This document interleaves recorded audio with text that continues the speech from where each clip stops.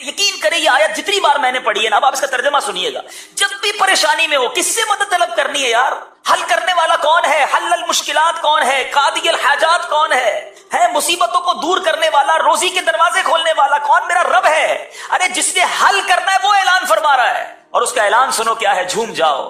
اللہ فرماتا ہے اور جو اللہ سے ڈرے اللہ اس کے لیے نجات کی راہ نکال دے گا، نکلے گی راہ۔ آپ کو یقین، میں بہت ساری چیزیں بیان میں نہیں کر سکتا، مگر میں نے اپنی زندگی میں ایکسپیرینس کی ہیں۔ گھر بک گیا، گاڑیاں بک گئیں، گھر کا سونا بک گیا، بندہ روڈ پر آ گیا، وہ سوچ بھی نہیں سکتا تھا کہ میں پھر کھڑا ہو جاؤں گا۔ اللہ سے لو لگائے رکھی، اللہ نے پھر کھڑا کر دیا، پھر پہلے سے زیادہ عطا کیا۔ اس کی عقل دیکھیں نا، میری اور آپ کی عقل محدود ہے، اس کی عقل کام ہی نہیں کر رہی آج بھی، کہ میں تو سب کچھ لٹا بیٹھا تھا، آج پھر کیسے سب آ گیا؟ کیوں؟ اب اگلی آیت کا جز پڑھیے، اور اسے وہاں سے روزی دے گا جہاں اس کا گمان نہ ہو۔ آپ کی امیجنیشن نہیں ہوگی، اللہ ادھر سے دے گا، گمان بھی نہیں ہوگا۔ اور اللہ فرماتا ہے جو اللہ پر بھروسہ کرے تو وہ اسے کافی ہے۔ اللہ کافی ہے، بھروسہ کرو اس پر۔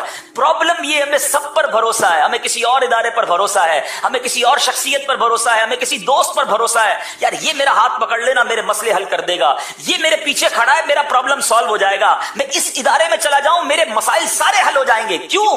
تمہیں سب پر بھروسہ ہے، اپنے رب پر بھروسہ نہیں ہے۔ جس دن رب پر بھروسہ کر لیا نا، اس دن طبیعت ہری بھری ہو جائے گی۔ اللہ کے فیصلوں پر یقین کرنا آ گیا، مشکلیں آسان ہو جائیں گی۔ حالانکہ بچپن سے ایک جملہ سنا ہے، دانے دانے پہ لکھا ہے کھانے والے کا نام، سنا ہے نا؟ ایمان کیوں نہیں ہے؟ آپ کا میرا رزق جو ہے نا وہ موت کی طرح مجھے اور آپ کو تلاش کر رہا ہے، مل کر رہے گا۔ اللہ تعالیٰ نے قرآن مجید میں ارشاد فرمایا نا، سبحان اللہ، آیت قرآن ایک اور آپ کو سناتا ہوں کہ ہم سب کا رزق کیسے لکھا ہوا ہے۔ اللہ تبارک و تعالیٰ قرآن مجید فرقان حمید میں اس نے وعدہ فرما لیا ہے، وَمَا مِن دَابَّةٍ فِي الْأَرْضِ إِلَّا عَلَى اللَّهِ رِزْقُهَا۔ ترجمہ کنز ایمان، اور زمین پر چلنے والا کوئی ایسا نہیں ہے جس کا رزق اللہ کے ذمہ کرم پر نہ ہو۔ صرف میں نہیں، چونٹیاں، مکوڑے، سانپ، بچھو، جانور، مچھلیاں، ایوری تھنگ۔ ماں کے پیٹ میں بچے کو رزق پہنچانا اس کی ذمہ داری۔ بڑا پیارا جملہ کتابوں میں لکھا، وہ چونٹی کو کن اور ہاتھی کو من ہے، وہ رب عطا فرماتا، جس کو جتنا چاہیے۔ ہاتھی کو من چاہیے ہوتا ہے، چونٹی کو دانا چاہیے ہوتا ہے، سب کو وہ رب عطا فرماتا، وعدہ اس نے کیا ہے۔ پرابلم یہ ہے کہ ہمارا بھروسہ نہیں ہوتا، انتظار نہیں ہوتا، سکون نہیں آتا۔ روزی لکھی ہوئی ہے، اب کمانی حلال سے حرام سے ڈیسائیڈ آپ نے کرنا ہے، یہ اب آپ کے اوپر ہے کہ کیسے کمانی ہے۔ جلدی کر کے حرام سے کما لیں۔ اچھا، امام اہل سنت مولانا شاہ امام احمد رضا خان علیہ رحمت الرحمان سے اسی طرح کا سوال ہوا کہ حضور یہ بتائیں کہ یہ جو کہا جاتا ہے دانے دانے پہ لکھا ہے کھانے والے کا نام، یہ ٹھیک ہے؟ کمال جواب دیا میرے امام۔ اعلیٰ حضرت فرماتے دانے دانے پہ نہیں، دانے کے ہر حصے پر، اور اس کو ڈیفائن کتنے پیارے انداز میں کیا۔ آپ کو پتا ہے چاول، گندم، روٹی بنتی ہے، اس کی آٹا بن جاتا ہے۔ اب ایک گندم کا دانا ہے، وہ روٹی میں اس کا آٹا بنا، تو وہ پورے ایک دانے کے ذرے تو ایک ساتھ نہیں رہے، ڈسٹریبیوٹ ہو گئے۔ اچھا، پھر ایک روٹی، اس کے بھی ہم بازو کا 4 ٹکڑے کرتے ہیں، ایک میں نے آپ کو دیا، ایک آپ کو دیا، تو ہو سکتا ہے ایک دانے کا ایک ذرہ ان کے پاس چلا گیا، ایک ان کے پاس چلا گیا۔ اعلیٰ حضرت فرماتے جس ذرے کو آپ نے کھانا ہے اس پہ بھی آپ کا نام لکھا ہوا ہے۔ اور پھر ایک واقعہ سنایا اعلیٰ حضرت نے، کتاب میں لکھا، کمال، یقین کرے اگر دل کے کانوں سے سنے نا یہ واقعہ۔ اعلیٰ حضرت لکھتے ہیں کہ ایک بنگالی تاجر تھا، بنگالی چاول زیادہ کھاتے ہیں، کہتے بنگالی تاجر تھا، تو اس نے ایک بار کھانا کھا رہا تھا، تو کھانا کھاتے ہوئے اسے زور کی چھینک آئی، تو ایک چاول کا دانا اس کے سر میں جا کے پھنس گیا۔ یہاں پر پیسے والا تھا، تاجر تھا، بڑا علاج کروایا کسی طرح یہ دانا نکل جائے، دانا نہیں نکلا، کئی سال گزر گئے، دانا گویا اندر فکس ہو گیا تھا۔ کہتے بہت عرصے کے بعد اعلیٰ حضرت فرماتے ہیں وہ بنگالی تاجر حرم شریف گیا، حج پر یا عمرے کی حاضری پر وہ بنگالی تاجر مکہ پاک پہنچا، جیسے ہی کعبے کا دیدار کیا زور کی چھینک آئی، وہ دانا جو کئی سالوں سے یہاں پھنسا تھا وہ حرم کے فرش پر گرا، جیسے ہی گرا ایک کبوتر آیا اٹھا کر وہ دانا لے کر چلا گیا۔ اعلیٰ حضرت نے فرمایا اس کبوتر کا رزق لکھا تھا، یہ دانا سنبھال کے گھومتا رہا، جس کا رزق تھا اس کو پہنچایا گیا۔ اب جب دانے پر بھی میرا نام لکھا ہے تو کدھر سے میں پھر حرام کماؤں؟ کیوں شارٹ کٹ اختیار کروں؟ مجھے مل کر رہنا ہے، بس صرف یقین ہونا چاہیے۔ میں نے آپ کو قرآن کی آیت سنائی نا، یہ یاد کر لو، اللہ ایسی جگہ سے روزی دے گا جہاں سے تمہارا گمان بھی نہ ہوگا۔ اب ایک اور حدیث پاک سنیے، نبی پاک علیہ الصلوۃ والسلام فرماتے ہیں اگر تم اللہ پر بھروسہ کرو जैसे उस पर भरोसा करने का हक। अल्लाह, ये जुमला कितना प्यारा है। डेफिनेशन, भरोसा तो हम सबको है, हम कहते हैं नहीं भी अल्लाह पर बड़ा भरोसा है। हक क्या है? यकीन कितना है? बिलीव कितना है? बस ये याद रखो, नबी पाक फरमाते अगर तुम अल्लाह पर भरोसा करो जैसा भरोसा करने का हक है, तो वो तुम्हें इस तरह रिस्क अता फरमाएगा जैसे परिंदे को अता फरमाता है। वो सुबह के वक्त खाली पेट निकलता है और शाम को सैर होकर लौटता है। यानी परिंदों को तो कभी भी हमने नहीं देखा कि घोंसलों में कोई कबट बनी हुई हो। कभी देखा आपने बकरे को खाना खिलाया हो और खाना उसने दोपहर का खाने के बाद टोकरी खींच ली हो कि भाई रात के लिए संभालूंगा, हैं भाई रात को क्या मिलेगा, चारा नहीं आया तो ये उसको नहीं होती फिक्र, दोपहर को जो मिला बाकी जिसने दोपहर को खिलाया वही रात को खिलाएगा। सुबह घोंसले से निकलते हैं सारे परिंदे, करोड़ों परिंदे, पता नहीं होता शाम कैसे आएंगे। अल्लाह सबको रिस्क देता है, सब पेट भरकर वापस आते हैं, मगर वो कल के लिए घोंसले में कहीं बचाते नहीं। अल्लाह पर भरोसा। खुदारा हमारे अंदर, हम तो अशरफुल मखलूकात, इतनी कमजोर क्यों हो जाते हैं? परिंदे जानवर, इनसे तो ज्यादा स्ट्रांग होना चाहिए ना हमको। उनको रब पर भरोसा है, मुझे क्यों नहीं है कि वो अल्लाह देगा मुझे, वही मेरी मुश्किल से निकालेगा। बात यह है कि हम दिल से उसको नहीं पुकारते। अगर आप किसी भी प्रॉब्लम में हैं, अगर आप किसी भी मुश्किल में हैं, तंग दस्ती में हैं, कर्जे में हैं, बीमारी में हैं, गलत काम करने की बजाय रब अज़्ज़ व जल को पुकारो, वो साथ हो गया ना तो सारी मुश्किलें आसान हो जाएंगी। मेरे लिए पहाड़ है ना, मुझे फील होता है कि यार ये बहुत बड़ा पहाड़ है। आपने देखा होगा चूंटी के सामने सेब रख दें, वो उसके लिए पहाड़ है। मेरे सामने बहुत बड़ा पहाड़ है, मगर जो खालिक के कायनात है उसके लिए तो 18,000 कायनात है ना। 18,000 कहा जाता है जहान है इस दुनिया में, तो जमीन तो एक हिस्सा हुआ, उसकी कायनात का तो कोई किनारा ही नहीं। उसके लिए मेरी मुश्किल, उस रब की शान तो शान है। रब के महबूब के बारे में आला हज़रत फरमाते हैं ना, तिनका भी हमारे तो हिलाए नहीं हिलता है आका, तिनका भी हमारे तो हिलाए नहीं हिलता। तुम चाहो तो हो जाए अभी कोहे महन फूल। महन कहते हैं मसाइब को, परेशानियों को। या रसूल अल्लाह, हमारे लिए तो तिनका भी हटाना मुश्किल है, आप चाहें तो ये मुसीबतों के पहाड़ भी फूल बन जाएं। आप करम फरमा दे तो फूल जैसे मामलात हो जाएंगे। तो पुकारे ना उनको जिनके लिए कोहे महन भी फूल है। मगर हम शॉर्टकट, हम बाज़ औक़ात कहते मैं ठीक कर लूं, और हम ठीक करते करते गलत कर देते। हम सही नहीं करते, हम अपनी आखिरत भी बर्बाद कर लेते हैं। हम समझते मेरा ये स्टेप मुझे इस मुसीबत से निकाल देगा, वो शायद हमें दुनिया की मुसीबत से तो निकाल दे मगर उखरवी मुसीबत में डाल देता है। वो अल्लाह की नाराजगी वाले मामलात में हम पड़ जाते हैं। मैं जानता हूं, यकीन करें, मैं जानता हूं, मेरी फैमिली मेंबर की मैं आपको बात कर रहा हूं इसलिए कि आपको अंदाजा हो जाए, करोड़पति हैं, इतना अल्लाह ने नवाजा है, मगर मैं उस घर के कर्ब को जानता हूं कि उस शख्स के भरी जवानी में दोनों गुर्दे फेल हो। मैं उस कर्ब को जानता हूं, मैं उस कैफियत को रोज, में बहुत मेरे करीबी रिलेशन है, अल्लाह ने बहुत नवाजा है। अगर गुर्दे ही नहीं है, हफ्ते में 3 दिन डायलिसिस, बंदे की आधी लाइफ तो हॉस्पिटल में गुजर गई ना। पैसा बहुत है, मैं आपसे पूछता हूं मेरे गुर्दे सलामत हैं, ये बड़ी नेमत है, या मेरे बैंक बैलेंस में 10 करोड़ हैं और दोनों गुर्दे फेल हैं? अपने आप से पूछो। प्रॉब्लम यह है हमने लाइफ की लग्जरीज को पैसों से तोला है, हमने सहूलतों को समझा है कि यही जिंदगी का सब कुछ। ऐसा नहीं है, सुकून सबसे बड़ी चीज है। अगर आपके बच्चे फर्मा बरदार हैं और आपके बैंक में पैसे नहीं हैं, मगर आपके बैंक में करोड़ों रुपए हैं और आपके बच्चे नाफरमाने, पूछो उन वालिदैन से कि वो पैसे को मोहब्बत कर रहे हैं या बच्चों की नाफरमानी पर रो रहे हैं। नहीं नींद आती यार, जिसके बच्चे शराबी, कबाबी, जुआरी, जिसकी वजह से रोजाना माँ बाप मरते हो और जीते हो, पैसा क्या चीज है उसके आगे?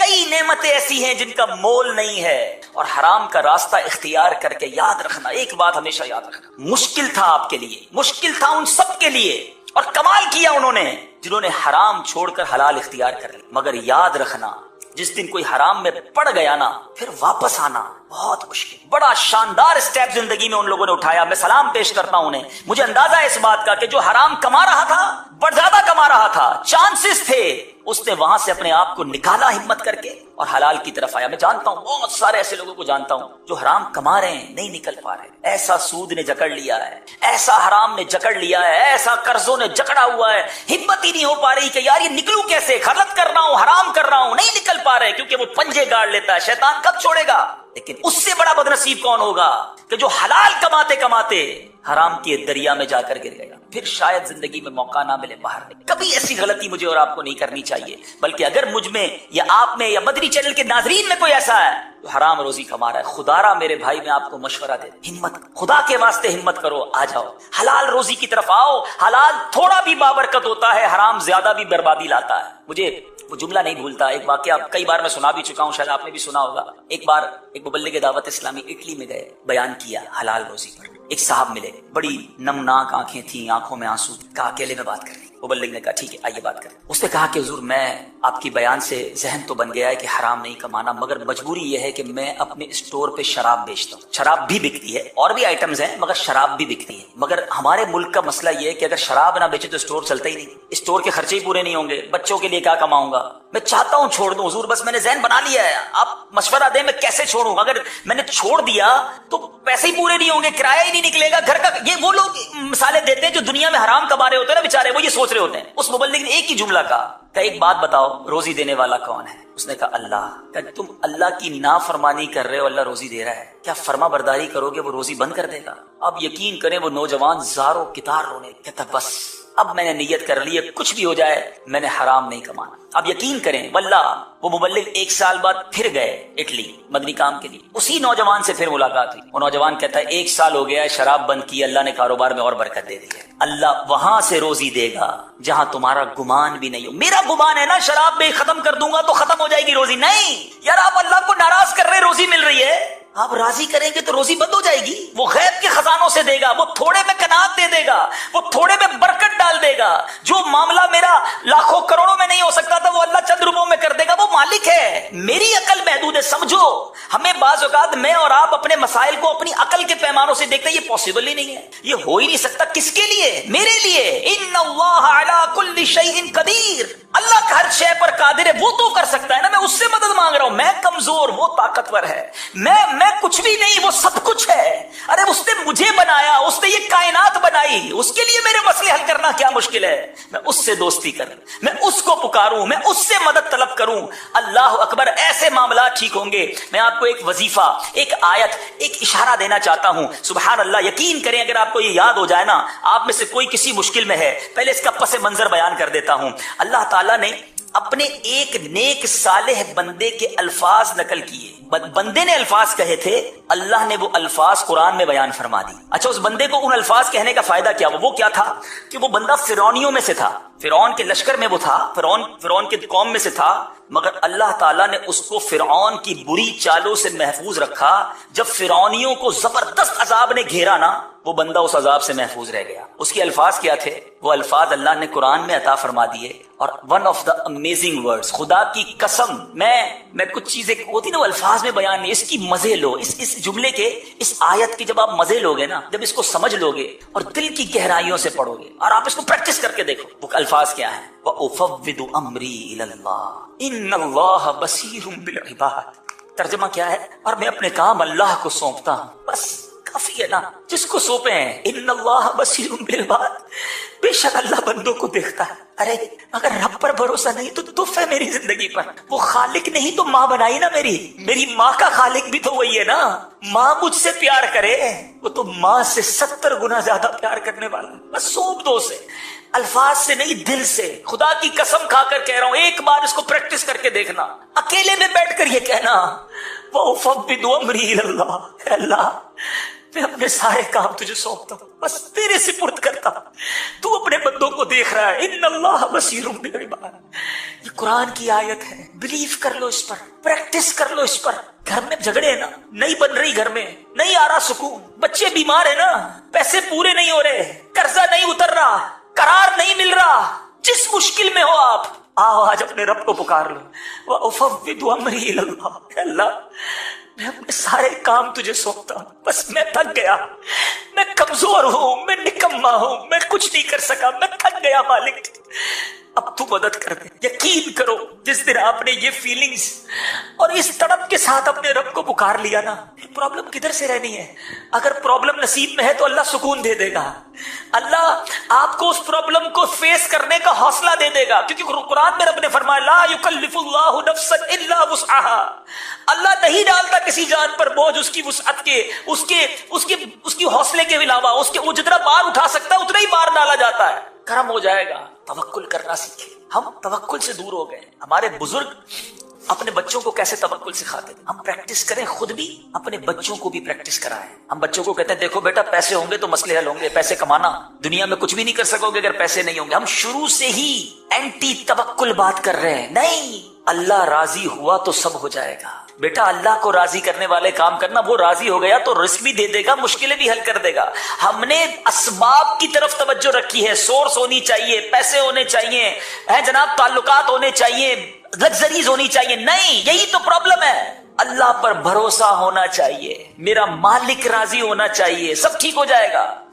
ہے اسباب ہوں گے اور مسئلے حل ہو جائے, ایسا نہیں ہوتا, آپ بھی جانتے ہیں. میں آپ سے پوچھتا ہوں, لوگ کہتے ہیں پیسے ہوں گے پرابلم سالو ہو جائے گی. کروڑوں روپے, میں تو خود ابھی آپ کو مثال دی نا, کروڑوں روپے ہیں اور بیمار ہیں آپ, بیسٹ ڈاکٹر ہائر کر لیں, بیسٹ ہاسپٹل ہائر کر لیں, پرائیویٹ وارڈ میں چلے جائیں, اللہ نے شفا نہیں دینی, شفا نہیں ملنی. تم کر لو کروڑوں روپے خرچ, اگر پیسوں سے شفا ملتی ہوتی تو کوئی امیر بیمار نہ ہوتا, کوئی امیر بیماری کی وجہ سے نہ پڑتا. اور اللہ نے شفا دینی ہے, تم رات درود پڑھ کے سو جاؤ, اللہ صبح کینسر کو بھی دور فرما دے گا. وہ بغیر دوائی کے شفا دینے پر قادر ہے, بھروسہ اللہ پر رکھو. حضرت احمد بن حرب رحمت اللہ تعالیٰ, دیکھو یہ پریکٹس کیسے کرواتے اپنے بچوں کو. چھوٹا بچہ کا بیٹا دیکھو, روزانہ کھانا کھانا ہے نا, اللہ سے مانگنا ہے. یہ سوراخ ہے گھر میں, اس سوراخ پہ جا کر دوپہر کو دعا کرنا, یا اللہ کھانا دے دے, تمہیں سوراخ سے کھانا مل جائے گا. رات بھوک لگے پھر سوراخ پر جانا, دعا کرنا, یا اللہ مجھے کھانا دے دے. اللہ سے مانگنا, پریکٹس بچپن سے اللہ سے مانگنا. اللہ دیتا ہے, اللہ دینے والا ہے, اللہ پر بھروسہ.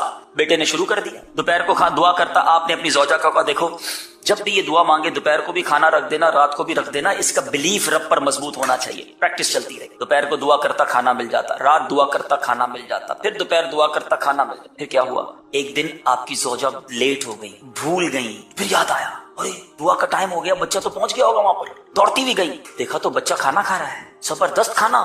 بیٹا کدھر سے آیا کھانا؟ بیٹا کہتا ہے اللہ نے دیا. وہ تو روز اللہ سے ہی مانگتا تھا نا, اس کو کیا پتا امی دیتی تھی. کہا اللہ نے دیا, آپ نے تو بتایا تھا دعا کرنا, کھانا مل گیا.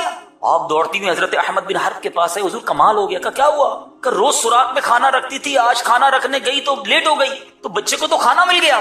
فرمایا بس مجھے اسی دن کا انتظار تھا, آج کے بعد تم نے کھانا نہیں دینا, اللہ اسے خود عطا فرمائے گا, غیب سے اسے ملتا رہے گا. اس کا وہ لیول آف بلیف تھا جو اٹیچ ہو گیا. یہ ہے پریکٹس.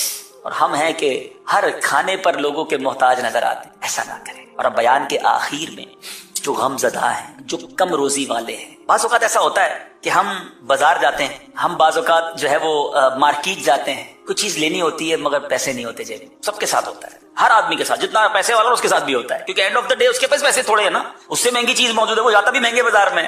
لیکن اب پیسے والے کی یہ بات نہیں ہو رہی, وہ غریب جو بازار میں گیا اور وہاں جا کر وہ چیز خرید نہ سکا, بازار میں جا کر وہ چیز حاصل نہ کر سکا اور واپس آ گئے, حسرت رہی اس کے دل میں. اللہ غنی, میں روایت پڑھی نا, ایمان تازہ ہو گیا. احیاء العلوم میں یہ روایت موجود ہے. حضرت سیدنا دحاق رحمت اللہ تعالی فرماتے ہیں, جو شخص بازار جائے اور کسی چیز کو دیکھ کر اسے خریدنے کی دل میں خواہش ہو لیکن ثواب کی امید پر وہ صبر کرے, تو اس کے لیے عمل راہ خدا عز و جل میں 1000 دینار صدقہ کرنے سے افضل ہے.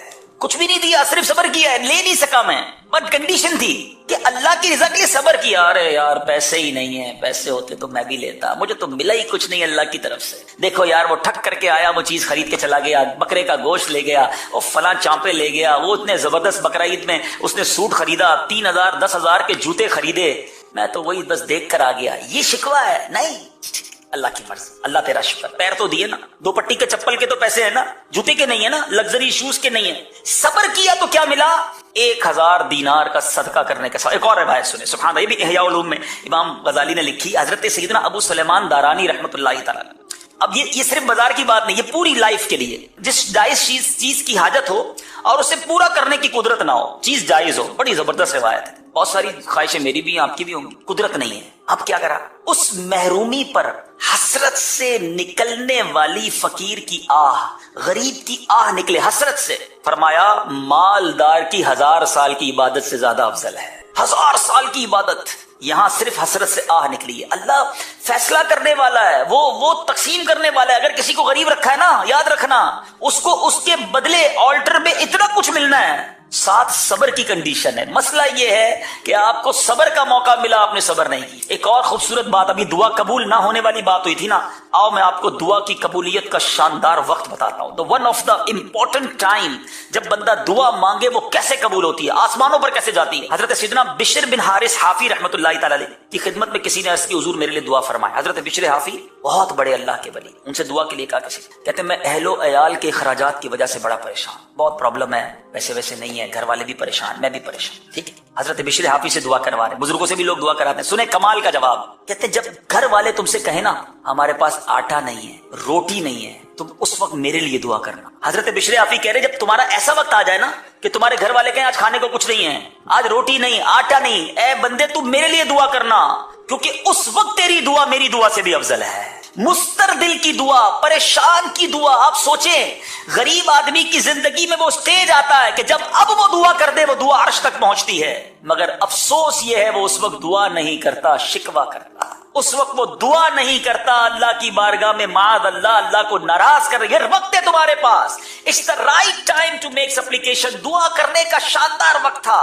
اللہ تم سے قریب ہے، تمہارا دل مستر ہے، تم پریشانی میں ہو، ہاتھ اٹھاؤ. حضرت بشر حافی کہتے ہیں یہ وقت مجھ سے بھی زیادہ تمہاری دعا افضل ہونے کا وقت ہے. مگر بتائیے اس وقت سر جھکا لے، اس وقت سجدے میں اچھا اس وقت رونا بھی آ رہا ہوتا. پرابلم پتہ ہے کہ ایک اور میں آپ کو مسئلہ بتاؤں، ہمیں بعض اوقات بڑا رونا آتا ہے، پریشان ہوتے ہیں، بچہ بیمار ہے دیکھ کر جی چاہ رہا ہے رونے کو، گھر میں کھانا نہیں ہے، پریشانیاں ہیں. طبا بھی ان میں سے ہی تھے، ملکہ بلقیس کا تعلق بھی ہی میں سے ہے. یہ بڑی نعمتوں اور راحتوں میں آرام و چین میں رہنے والے لوگ کی قوم سیلاب سے تباہ ہوئی. قرآن اس واقعے کو کیسے بیان کرتا ہے آئیے سو. لقد كان لسبأ في مسكنهم آية جنتان عن يمين وشمال كلوا من رزق ربكم واشكروا له بلدة طيبة ورب غفور. فأعرضوا فأرسلنا عليهم سيل العرم وبدلناهم بجنتيهم جنتين ذواتي أكل خمط وأكل وشيء من سدر قليل ذلك جزيناهم بما كفروا وَهَلْ نُجَازِي إِلَّا الْكَفُورُ. بے شک قوم سبا کے لیے اور ان کی آبادی میں نشانی تھی. دو باغ تھے، ایک دائیں طرف اور دوسرا بائیں طرف. اپنے رب کا رزق کھاؤ اور اس کا شکر ادا کرو. پاکیزہ شہر ہے اور بخشنے والا رب. تو انہوں نے منہ پھیرا تو ہم نے ان پر زور کا سیلاب بھیجا اور ان کے باغوں کے عوض دو باغ انہیں بدل دیے جو کڑوے پھل والے اور جھاؤ والے اور کچھ تھوڑی سی بیریوں والے تھے. ہم نے انہیں ان کی ناشکری کی وجہ سے یہ بدلہ دیا اور اب اسی کو سزا دیتے ہیں جو ناشکرا ہو. ان آیات میں ایک ایسی قوم کا واقعہ بیان کیا گیا جنہیں اللہ تعالیٰ نے کثیر نعمتوں سے نوازا، لیکن وہ لوگ اللہ تعالیٰ کی اطاعت و فرما برداری کرنے کی بجائے اس کی نافرمانی کرنے لگے تو اللہ کریم نے انہیں سیلاب سے ہلاک. سبا عرب کے علاقے یمن کی حدود میں واقع قبیلے کا نام. یہ قبیلہ اپنے دادا سبا بن یشجب بن یعرب بن قحطان کے نام سے مشہور. حضرت عبداللہ بن عباس رضی اللہ تعالی عنہما فرماتے ہیں رسول اللہ علیہ الصلوۃ والسلام سے سوال کیا گیا کہ سبا کسی مرد کا نام ہے یا عورت کا یا کسی سرزمین کا نام ہے؟ نبی پاک علیہ الصلوۃ والسلام نے ارشاد فرمایا سبا ایک مرد تھا اور اس کے 10 بیٹے تھے، ان میں سے 6 یمن میں آباد ہو گئے اور 4 شام میں چلے. یمن کی حدود میں جس جگہ یہ لوگ آباد تھے وہاں اللہ تعالیٰ کی وحدانیت اور قدرت پر دلالت کرنے والی ایک نشانی تھی. اس نشانی کی تفصیل یہ ہے کہ ان کے شہر مارب کے دونوں طرف کثیر باغات تھے اور ان کے باغات میں پھلوں کی کمال کی کثرت تھی. ان لوگوں سے انبیاء کرام علیہ السلام کے ذریعے کہا گیا کہ اپنے رب عز و جل کا رزق کھاؤ اور اس کی نعمت پر اس کی طاعت و عبادت بجا لاؤ. تمہارا شہر پاکیزہ ہے جس میں لطیف آب و ہوا اور صاف ستھری سرزمین ہے، جس میں مچھر، کھٹمل، سانپ اور بچھو وغیرہ کوئی چیز نہیں ہے. ناظرین، ہوا کی پاکیزگی کا عالم یہ تھا کہ اگر کہیں دوسرے علاقے کا کوئی شخص شہر سے گزر جائے تو اس کے کپڑوں میں جوئیں ہوں تو سب بن جائے. کہا گیا کہ تم اپنے رب عز و جل کی روزی پر شکر ادا کرو اور اس کی اطاعت بجا لاؤ تو وہ بخشش فرمانے والا. اللہ اکبر. اگر کوئی عورت اپنے سر پر ٹوکرا رکھ کر نکلتی تو کچھ دور جانے کے بعد وہ ٹوکرا پھلوں سے بھر جاتا تھا. درختوں سے اتنے زیادہ پھل گرتے تھے کہ ہاتھ سے توڑنے کی ضرورت بھی پیش. سبا والوں نے اس نعمت کی ناشکری منہ پھیرا، انبیاء کرام علیہ السلام کو جھٹلایا. حضرت وہب رضی اللہ عنہ کا قول ہے کہ اللہ تعالیٰ نے ان کی طرف 13 نبی بھیجے جنہوں نے ان کو حق کی دعوت دی اور اللہ تعالیٰ کی نعمتیں یاد دلائیں اور اس کے عذاب سے ڈرایا. لیکن وہ ایمان نہ لائے اور انہوں نے انبیاء کرام علیہ السلام کو جھٹلا دیا اور کہا ہم نہیں جانتے کہ ہم پر خدا کی کوئی نعمت ہے، تم اپنے رب عز و جل سے کہہ دو کہ اس سے ہو سکے تو وہ ان نعمتوں کو روک۔ اللہ اکبر، کیسی سرکشی ہے، کیسی بے باکی ہے، اللہ کو چیلنج کیا جا رہا ہے۔ قوم سبا کی نافرمانی کے سبب اللہ کریم نے ان پر عزیز سیلاب۔ ناظرین، جس علاقے میں یہ قوم آباد تھی وہاں ان کے دونوں جانب پہاڑ تھے جہاں سے نہریں اور چشمے بہ بہ کر ان کے شہروں میں آتے، اس طرح نالے اور دریا بھی ادھر ادھر سے آتے تھے۔ دریا کی دونوں جانب باغ اور کھیت لگا دیے گئے تھے۔ پانی کی کثرت اور زرخیز ہونے کی وجہ سے یہ علاقہ سرسبز رہا کرتا تھا۔ قدیم بادشاہوں میں سے کسی نے پہاڑوں کے درمیان دیواریں بنا کر ایک بڑا ڈیم تعمیر کر دیا تھا، اس میں 12 سوراخ بنا دیے تھے، جتنی ضرورت ہوتی اسی قدر سوراخ کھولے جاتے اور پانی لے لیا جاتا۔ قوم سبا کے بارے میں یہ بھی بیان کیا گیا کہ یمن کا اکثر حصہ کوہستانی ہے، یہاں کوئی دریا نہیں رہتا، برسات کے موسم میں بارش کا پانی برساتی نالوں کے ذریعے آتا اور اس سے کہیں کہیں کھیتی باڑی کی جاتی۔ اہل یمن نے مارب کے قریب ایک وادی میں بڑا زبردست ڈیم تعمیر کیا، کہتے ہیں یہ بند ملکہ بلقیس کے زمانے میں سنگلاخ چٹانوں سے تعمیر کیا گیا تھا۔ اوپر نیچے اس کے 3 دروازے تھے، اس سے نیچے ایک بہت بڑا وسیع تالاب تھا جس سے 12 نہریں نکالی گئی جو ملک کے ہر حصے کو آب پاش کر جب ڈیم بھرا ہوتا تو سب سے اونچا دروازہ کھولا جاتا، اس سے پانی نکل کر نیچے ذخیرے میں آتا اور وہاں سے حسب ضرورت مختلف نہروں میں چھوڑ دیا جاتا۔ پانی کی سطح کم ہوتی تو درمیانی دروازہ کھولا جاتا اور جب پانی بالکل کم ہو جاتا تو نیچے والا دروازہ کھول دیا جاتا۔ ناظرین، یہ ڈیم اتنا بڑا تھا کہ موسم برسات میں ذخیرہ کیا ہوا پانی ان کی سال بھر کی ضرورتوں کے لیے کافی ہو جاتا۔ آب پاشی کا یہ اتنا اعلیٰ نظام تھا کہ اس زمانے میں بابل کے علاوہ کی نظیر کہیں نہ ملتی۔ یہ جدید آج کے دور کے حساب سے بھی دیکھیں تو کمال کا ڈیم تھا۔ جب اس قوم نے انبیاء کرام کا راستہ ترک کر کے گمراہی کا راستہ اپنایا تو اللہ کریم نے وہ ڈیم کو توڑ ڈالا۔ کیسے ٹوٹا وہ بتاتے ہیں، اور یہ پوری قوم سیلاب میں ڈوبی۔ یہ ڈبوئے جانے کا واقعہ 100 سال قبل مسیح۔ اللہ کریم نے چوہے بھیجے جنہوں نے ڈیم کی دیوار کے نیچے سوراخ کر دیے۔ جب پانی کا زور آیا تو دیوار ٹوٹ گئی اور وہ سیلاب آیا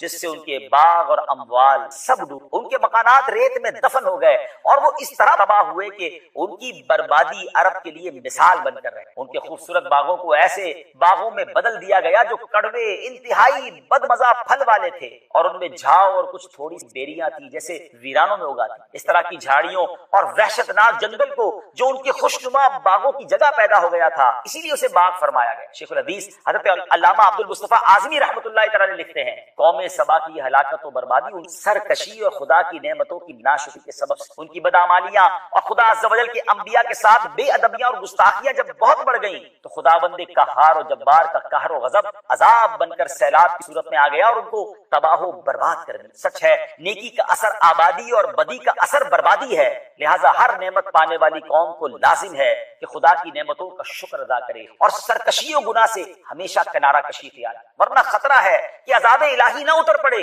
کیونکہ جو قوم سرکشی اور بدعمالی کو اپنا طریقہ کار بنا لیتی اس کا لازمی اثر یہ ہوتا ہے کہ وہ قوم عذاب الہی کی مار سے برباد اور اس کی آبادیاں تہس نہس ہو کر ویرانہ بن جائیں۔ حضرت علامہ احمد ساوی رحمۃ اللہ تعالی فرماتے ہیں اس واقعے کو بیان کرنے سے مقصود نبی پاک علیہ الصلوۃ والسلام کی امت کو نصیحت کرنا ہے کہ وہ ان کے انجام سے عبرت حاصل کریں، وہ اللہ تعالیٰ نے انہیں جو نعمتیں عطا کی ہیں ان پر اللہ تعالیٰ کا شکر ادا کریں، اگر وہ ایسا نہ کریں گے تو انہیں بھی جیسے حالات کا سامنا کرنا پڑ سکتا ہے۔ ہم بھی آئے دن ناظرین سمندری طوفان اور سیلاب سے ہونے والی عبرتناک تباہی کے نظارے اپنی آنکھوں سے دیکھتے رہتے ہیں، لیکن افسوس اس کے باوجود بھی ہم اپنی عملی حالت سدھارنے کی بجائے اپنی سابقہ نافرمانی والی روش اختیار کی۔ اللہ کریم ہمیں عقل سلیم عطا۔ معلوم ہوا کہ انسان ناشکری کرنے کی وجہ سے خود مصیبت کا شکار ہوتا ہے، یہی بات ایک اور آیت سے بھی معلوم ہوتی ہے، چنانچہ رب کریم قرآن مجید میں ارشاد فرماتا ہے وضرب الله مثلا قرية كانت آمنة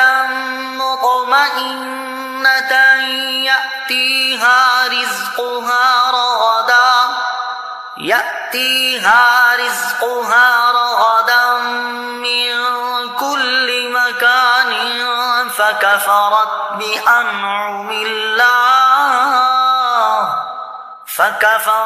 بأنعم الله فأذاقها الله لباس الجوع والخوف بما كانوا يصنعون۔ اور اللہ نے ایک بستی کی مثال بیان فرمائی جو امن و اطمینان والی تھی، ہر طرف سے اس کے پاس اس کا رزق کثرت سے آتا تھا تو وہاں کے رہنے والے اللہ کی نعمتوں کی ناشکری کرنے لگے تو اللہ نے ان کے اعمال کے بدلے میں انہیں بھوک اور خوف کے لباس کا مزہ چکھایا۔ قوم سبا کے بارے میں اللہ کریم مزید فرماتا ہے وَجَعَلْنَا بَيْنَهُمْ وَبَيْنَ الْقُرَى الَّتِي بَارَكْنَا فِيهَا قُرًى ظَاهِرَةً وَقَدَّرْنَا فِيهَا السَّيْرَ سِيرُوا فِيهَا لَيَالِيَ وَأَيَّامًا آمِنِينَ۔ اور ہم نے ان سبا والوں اور ان کے شہروں کے درمیان بہت سی نمایاں بستیاں بنا دی جن میں ہم نے برکت رکھی تھی، اور ان بستیوں میں سفر کو ایک اندازے پر رکھا، اور انہیں فرمایا ان میں راتوں اور دنوں کو امن و امان سے چلو۔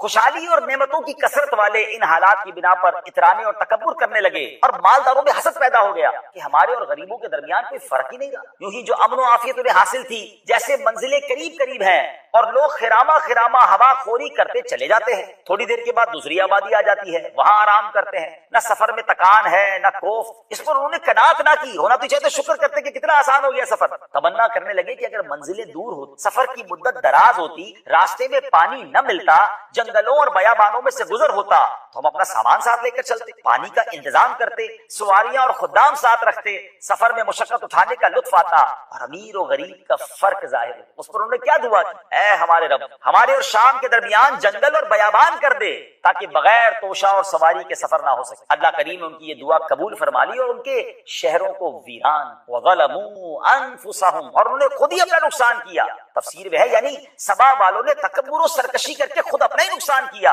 اور ہم نے انہیں بعد والوں کے لیے قصے کہانیاں بنا دی تاکہ وہ ان کے احوال سے عبرت حاصل کریں، اور ان قبیلوں کو ایک دوسرے سے بالکل جدا جدا کر دیا۔ وہ بستیاں غرق ہو گئی اور لوگ بے گھر ہو کر جدا جدا شہروں میں۔ ناظرین ذرا غور کی، کمفرٹ زون نے برباد کر دیا۔ امیر اور غریب کا فرق ہونا چاہیے، اس سوچ نے برباد کر دیا۔ غریبوں کو سہولت کیوں ہے، اس سوچ نے برباد۔ کیا آج ایسا نہیں؟ غریبوں سے دور رہتے لوگ، اپنے ساتھ نہیں بٹھاتے، چاہتے ہیں ہمارا اور ان کا اسٹیٹس الگ ہونا چاہیے، ہمیں زیادہ پروٹوکول ملنا چاہیے۔ میرے پیارے، اللہ کے نزدیک عزت والا کون ہے؟ ان اکرمکم عند اللہ اتقاکم، اللہ کے نزدیک عزت والا وہ ہے جو زیادہ تکبر نہیں کرنا، بلکہ ایسے لوگوں کو تو زیادہ پیار دینا ہے جن کے پاس پریویلیجز کم ہیں، جو زمانے میں کم نعمتوں والے ہیں۔ پیار دیں، عزت دیں۔ اللہ نے آپ کو دیا تو شکر ادا کریں۔ اللہ کرے دل میں اتر جائے میری بات۔ اگر آج آپ خوشحال ہیں، اگر آج آپ برکت میں ہیں، اگر آج اللہ نے کروڑوں سے اچھا بنایا ہے، تو اگر چاہتے ہیں یہ باقی رہے، قوم سبا کے ان واقعات سے سبق حاصل کریں اور اللہ کا شکر ادا کرتے رہیں۔